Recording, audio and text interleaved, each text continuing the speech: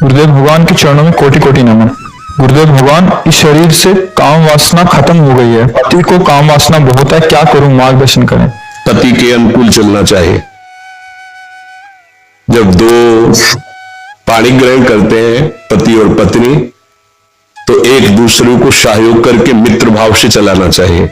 हमें अपनी रुचि दूसरे पर नहीं थोपनी चाहिए, बात ध्यान रखना चाहिए।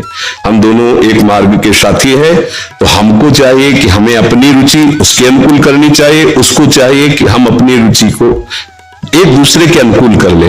अगर आपकी रुचि नहीं है तो पति को मनाइए और अपनी रुचि में उसको अनुकूल कीजिए। अगर वो अनुकूल नहीं होता तो आप कोशिश कीजिए कि आपके वृत्ति के कारण कहीं वो व्यभिचार में ना उतर जाए, गंदे मार्ग में न जाए, उसका साथ दो। आप उसके साथी हो।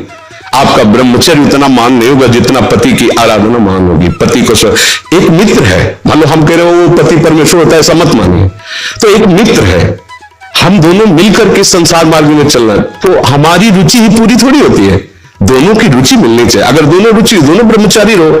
अगर एक की रुचि नहीं तो दूसरे को सपोर्ट करना चाहिए कि कहीं वो लड़खड़ा के गिर न जाए, उसका मार्ग न भ्रष्ट हो जाए। हम ये देखते हैं कि 4 दिन बाद पति पत्नी ऐसे तलाक, ये क्या है क्या?